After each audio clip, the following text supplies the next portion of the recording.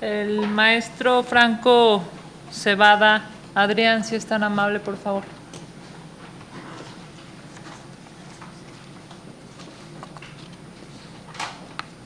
Maestro, conforme al formato establecido, le pediría, por favor, haga uso de la palabra hasta por 5 minutos. Muchas gracias por estar aquí. Gracias, buenas tardes. Señoras senadoras, señores senadores, México vive, por un lado, tiempos de violencia exacerbada e inédita y acumula decenas de miles de muertos y algo así como cientos de miles de víctimas. Por el otro lado, ocurren innumerables violaciones a los derechos humanos. Ustedes tienen en sus manos la posibilidad de ser protagonistas en el proceso de pacificación del país a través del voto que emita cada quien para elegir a la próxima persona que dirija la Comisión Nacional de los Derechos Humanos. La estrategia de pacificación del país, en algún momento, deberá hacer efectiva la fuerza del Estado. Y para ello el Gobierno de México tendrá un aliado en la CNDH que yo dirija, si así lo ordena este Senado, a través de un programa sólido de prevención de violaciones a derechos humanos para la actualización y capacitación continua de los agentes de seguridad del Estado. En todo caso, cuando hubiere violaciones a derechos fundamentales por agentes del Estado, seré firme y decidido en señalarlas inmediatamente que éstas sucedan y actuaré en consecuencia. Así, México podrá ser un ejemplo en el cumplimiento del Estado democrático de derecho con pleno respeto a los derechos humanos. La Comisión Nacional de los Derechos Humanos, desde su fundación en 1990, ha difundido, promovido, desarrollado y protegido los derechos humanos bajo un mismo paradigma de trabajo. Me parece que es tiempo ya para reconocer que en México se ha transformado, que requiere ahora una mayor participación de las organizaciones de la sociedad civil en el diseño, promoción y protección de los derechos humanos. En estos casi 30 años de vida de la Comisión, la impresión que de ella tiene la sociedad, desde mi perspectiva, se ha ido erosionando poco a poco. Hoy en día hay mucha gente que considera y que estima que la Comisión Nacional de los Derechos Humanos solo defiende a delincuentes y se olvida de las víctimas de estos. Recuperar la confianza de la sociedad será, pues, una de las tareas principales de la próxima administración a través del trabajo y del ejemplo diarios. La Comisión es hoy una institución madura y robusta. Cuenta con aproximadamente 1.200 servidores públicos y un presupuesto anual de 1.900 millones de pesos aprobado para el año 2020. La administración 2019 a 2024 deberá ser más eficiente el organismo y ajustarlo a las exigencias de la austeridad actual y cumpliendo con los principios de transparencia y rendición de cuentas. Senadoras y senadores, tengo 51 años, nací en julio de 1968 en la Ciudad de México. De mis padres, ambos humanistas y universitarios, aprendí el valor de la libertad de pensamiento y de expresión. Recuerdo todavía que mi madre alguna vez me contó cómo se escuchaban los pasos fuertes y firmes de los estudiantes encabezados por el rector Barrosierra durante la llamada Marcha del Silencio. De ellos aprendí también el valor de la tolerancia y la laicidad del Estado, así como el respeto a la dignidad de las personas. Estos son valores que rigen mi conducta toda mi vida. En mis casi 30 años de ejercicio profesional, tanto como abogado penalista, servidor público, mediador de conflictos y consultor en soluciones sistémicas sociales, he atendido a personas con empatía, con profesionalismo, compromiso y responsabilidad. Particularmente en la Comisión Ejecutiva de Atención a Víctimas, donde fui electo y designado por este Senado de la República en el año 2013, donde pude atender directamente a personas víctimas de violaciones a sus derechos humanos, algunas relacionadas con hechos emblemáticos como Tlatlaya y Ostula en el estado de Michoacán, así como a personas víctimas de delitos de tortura, de secuestro y de trata de personas. Asimismo, gestioné el reconocimiento como víctimas a soldados, marinos y policías asesinados por la delincuencia organizada en el cumplimiento de su deber para lograr que sus familias pudieran tener una reparación integral. Señoras senadoras y senadores, tengo la independencia, firmeza y determinación para presidir la Comisión Nacional de los Derechos Humanos, para no rehuir el conflicto, y también tengo la templanza, la comunicación y la capacidad de diálogo para no generarlo. Muchas gracias. Muchas gracias, maestro. Las organizaciones han remitido a este Senado preguntas y casos. Me permitiré hacer sendas intervenciones. ¿Cuál es, en su valoración, la política de austeridad implementada por el Gobierno federal?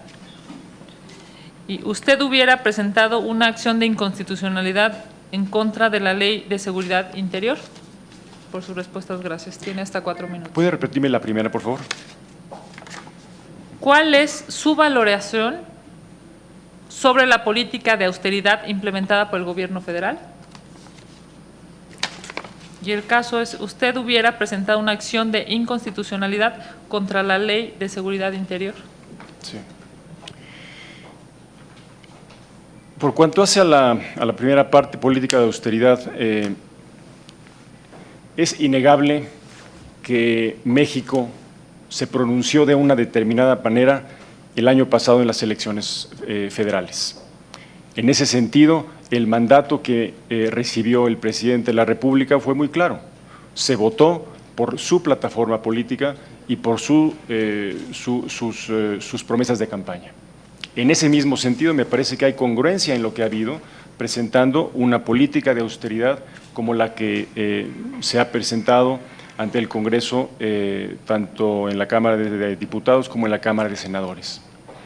Es cierto que ha habido una gran disparidad entre lo que gana quien tiene el menor empleo en el Servicio Público Federal y quien tiene el más alto empleo o el más alto recurso en el Servicio Público Federal, que muchas veces no era el presidente de la República.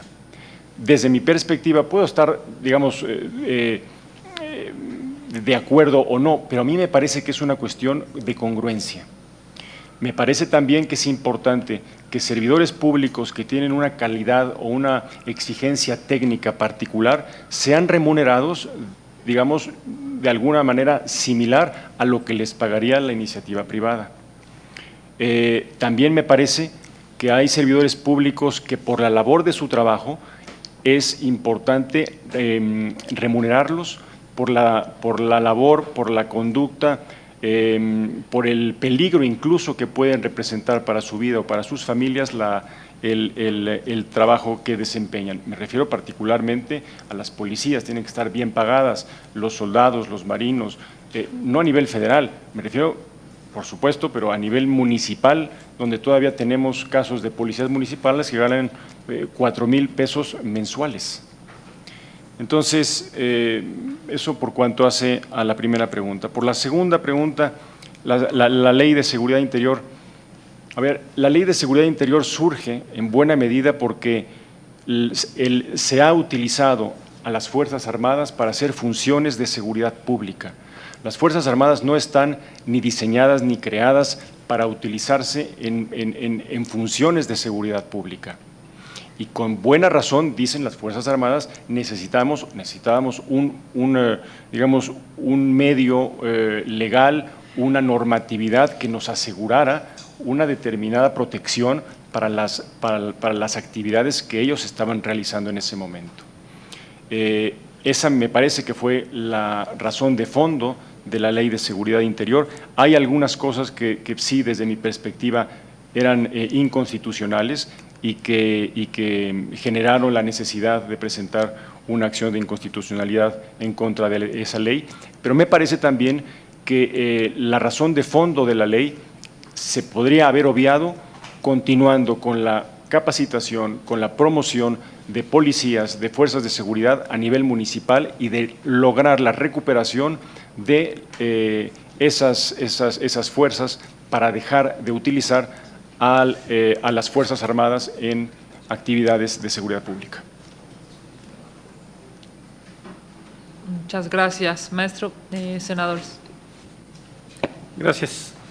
Le pregunto, ¿ha tenido conflicto de intereses en empleos anteriores? Cuando fui coordinador de Asuntos Internacionales y Agregadurías en la Procuraduría General de la República, informé a mi jefe inmediato superior de los asuntos que había yo llevado anteriormente, que ya había yo dejado el patrocinio de esos asuntos y bueno, pues en ese sentido no hubo conflicto de intereses porque lo avisé desde el momento en que ingresé a la Procuraduría General de la República en el año 2007. ¿Cuenta con algún conflicto de intereses actualmente? No, ninguno, no tengo ninguna presentación ni queja en la Comisión Nacional de los Derechos Humanos. Okay. ¿Ha estado o está involucrado en casos de corrupción o fraude? No, ninguno. Gracias. Por su respuesta, gracias. Gracias, senador. Buenas tardes. Siguiendo con los indicadores, le pregunto sobre los factores de independencia. ¿Cuenta con independencia político-partidista? Sí, senadora, no formo parte de ningún partido político, ni afiliado, ni simpatizante. ¿Cuenta con independencia religiosa? Sí, senadora, no tengo ningún tipo de afiliación religiosa. Gracias.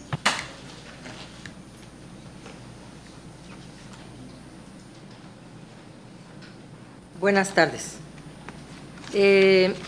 Como sabe usted, hicimos una serie de indicadores en el grupo de trabajo, que son los que le están preguntando. Sí, senadora.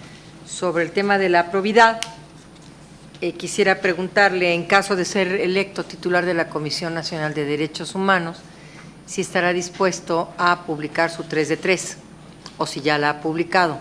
No la he publicado y sí estoy dispuesto a presentar mi declaración de 3 de 3. Muy bien. ¿Y ha sido usted señalado, denunciado o cuenta con sentencia condenatoria por violencia familiar o por delitos sexuales? No, senadora. ¿Y ha sido señalado, denunciado o cuenta con sentencias condenatorias por incumplimiento en el caso de obligaciones alimentarias? No, senadora, tampoco. ¿En algún caso ha expresado opiniones públicas contrarias a los derechos humanos de las personas? No, senadora, no recuerdo que lo haya hecho. Gracias, muy amable. Gracias.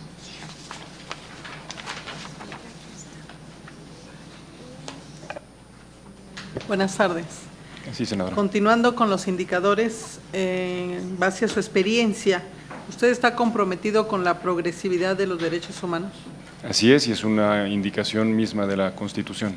Sí, señora. ¿Ha trabajado con víctimas de violaciones a derechos humanos? Así es, lo he hecho desde mi labor como servidor público y también desde el punto de defensor público, digo, de defensor privado, pues. Gracias. ¿Algún otro senador desea hacer uso de la palabra? Continúo. Adelante. De llegar usted a ocupar la presidencia de la CNDH, ¿qué haría para que las recomendaciones que le lleguen se acaten?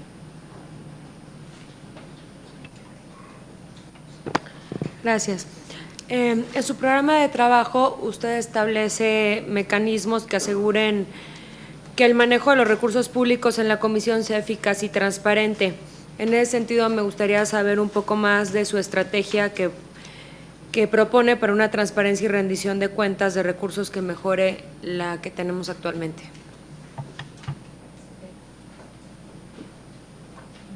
Sí, senadora. Sí, yo. ¿Conoce usted la Agenda 2030? Sí, someramente sí, señora. ¿Cómo? Sí. Someramente. ¿Y sabe usted cuáles son los antecedentes de la Agenda 2030? Someramente. Perdón. Al final. Sí, perdón, es que hice una pregunta y esperé la respuesta, fue error mío. Entonces, primero, si conoce usted la Agenda 2030, los antecedentes de la Agenda 2030 y qué le competiría a la Comisión de Derechos Humanos impulsar en relación a esta agenda.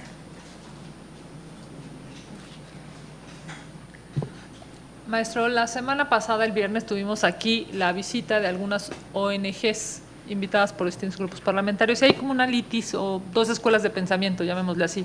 Una que supone que hay demasiadas recomendaciones y otra que supone que en comparación con el presupuesto hay demasiadas pocas.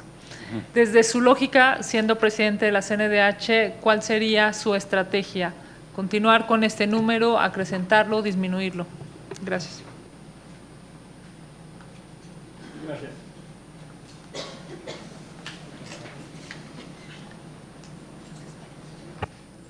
Gracias. Maestro Franco, 3 preguntas muy puntuales. Usted fue comisionado ejecutivo de la CEAP, Sí, señor. del 2013 al 17. Es una institución que ha sido muy cuestionada por las víctimas. ¿Qué haría que este Senado depositara su confianza para designarlo en la CNDH habiendo pasado por la CEAP? ¿Por qué habríamos de designarlo después de la discusión que ha habido? Quisiera escuchar su opinión. Segunda, ¿qué opina del desempeño de la Guardia Nacional en labores de migración?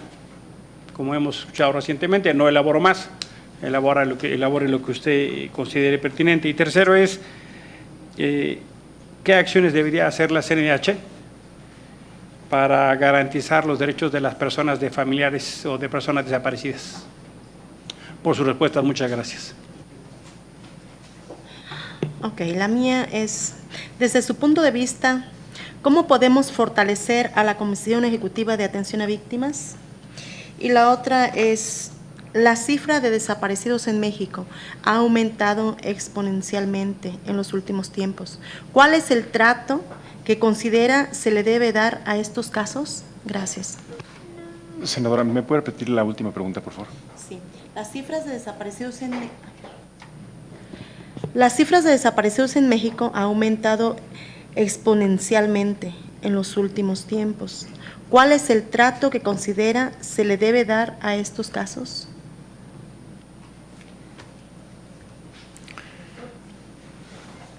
Senador. Maestro, le rogaríamos pueda dar respuesta a todas las preguntas. En 4 minutos. En 4 minutos, disculpe, ese es el Sí, acuerdo. No. Y cerrar su intervención. Muchas gracias. Sí, senadora, gracias. Por cuanto hace el cumplimiento de las recomendaciones, me parece que la naturaleza de la comisión como un ombudsman debe de ser, debe de mantenerse. Son recomendaciones que no son vinculatorias para la autoridad. Sin embargo, la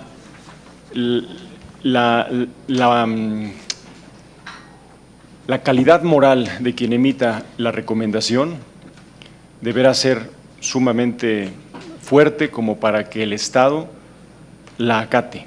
Si eso no funciona, tenemos hoy en día medios de publicidad, incluso pensar, por ejemplo, en mencionar la identidad de la autoridad que cometió la violación y de esa manera hacer mayor presión social para que efectivamente se pueda cumplir la recomendación. Eso me parece que es una de las formas en las que podríamos llevar a cabo un cumplimiento de las recomendaciones, independientemente de los caminos que ya existen, por supuesto, de utilizar la vía del Senado para que cite al servidor público que incumpla la recomendación.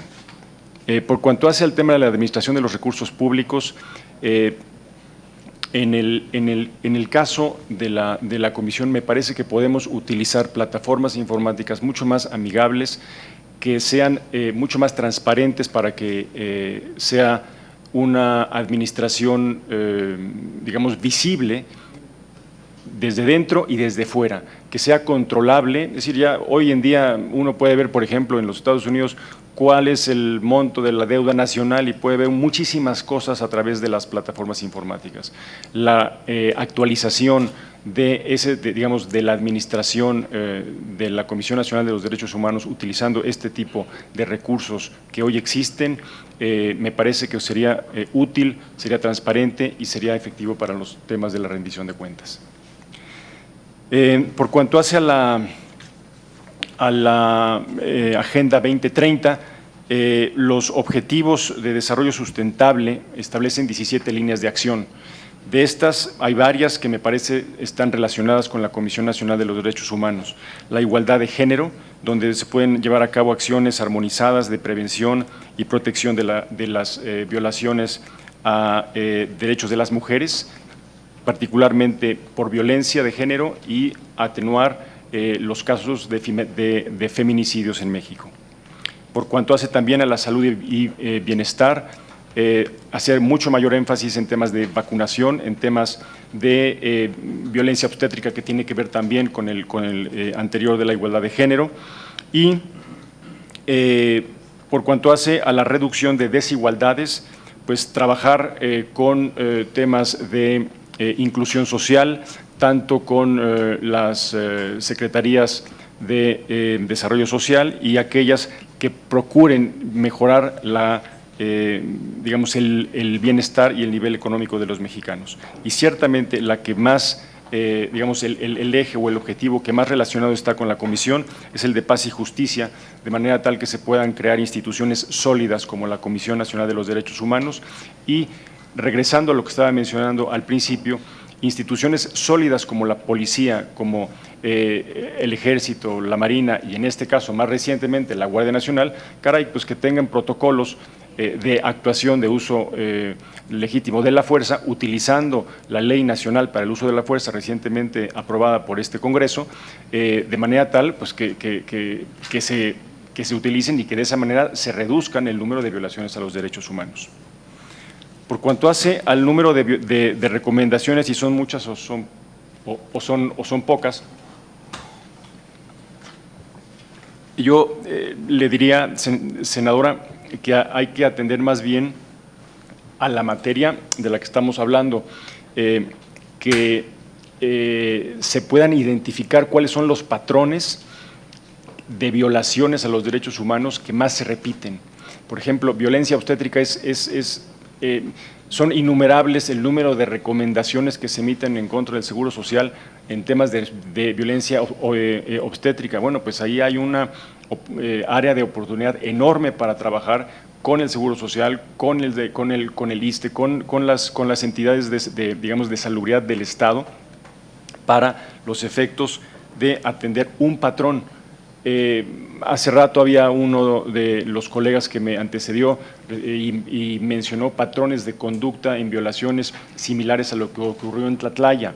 Bueno, pues veamos qué es lo que estaba ocurriendo ahí, cuáles son digamos, la cadena de comando, la cadena de mando, y de esa manera pues trabajar con las instituciones para que se puedan respetar de mejor manera los derechos humanos.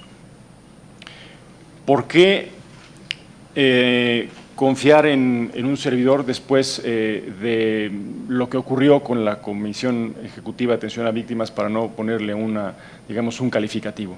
A mí me parece, señor senador, y lo mencioné desde el principio de mi participación como comisionado, que el diseño institucional que estaba previsto en la ley era poco eficiente. Había un gran número de comisionados, éramos 7 comisionados, donde había un pleno que era digamos, el órgano supremo de la institución, y había un presidente que formaba parte del pleno y que, de acuerdo con la ley y de acuerdo con la ley de la Administración Pública Federal, pues era el encargado de administrar propiamente la institución, lo que generó pues una serie de conflictos internos entre quien ocupaba la presidencia y el resto del pleno, que pues llevó a cabo pues una situación muy compleja al interior. Por cuanto hace al tema digamos, de los fondos, porque esa institución tuvo asignado 500 millones de pesos en un primer año, en un segundo y en un tercer año, y teníamos 1.500 millones de pesos depositados muertos de la risa en una cuenta de banco, y no se podían utilizar. Y no se podían utilizar porque desde la Secretaría de Hacienda, la manera en la que se autorizó el fideicomiso con el cual se abrió la cuenta en el banco, estaba prácticamente imposible utilizar esos recursos para las víctimas de delitos. Sí se podían utilizar para víctimas de violaciones a derechos humanos, pero para utilizarlos para víctimas de delitos se requería una sentencia definitiva, lo cual era contrario precisamente al espíritu de la propia ley.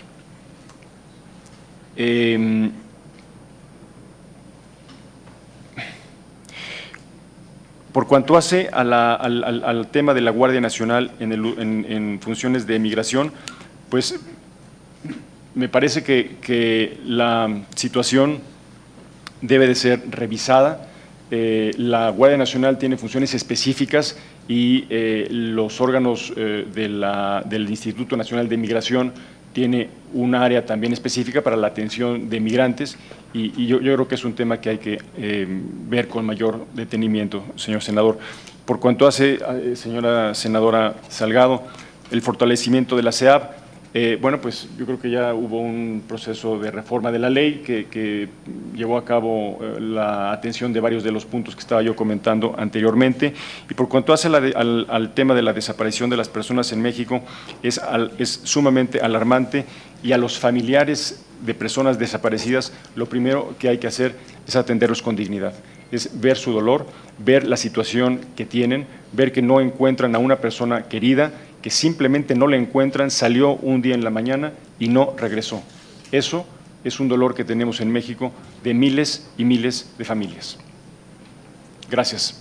Muchas gracias, maestro Adrián Franco Cebada. Gracias por su presencia esta tarde. Gracias, en el Senado de la senadoras. República. Gracias, senadores.